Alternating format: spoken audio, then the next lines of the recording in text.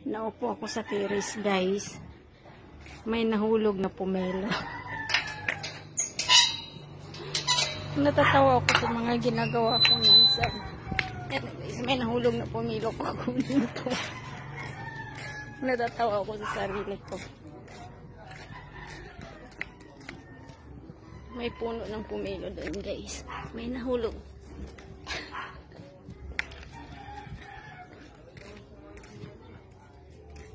Nahulog na pomelo. Kinuha. May puno doon, guys. Oh. Sa kanto may puno ng pomelo ba to? Buong to sa Bisaya, di ba? May nahulog. Kinuha ko na naman.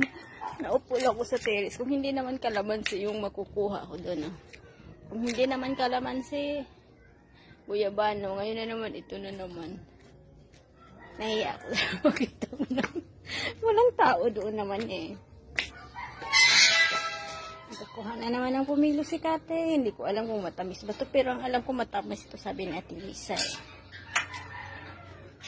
Ang sarap ng upo-upo ko sa terrace. Tapos biglang bunggo. Kinuha ka agad ni Kate.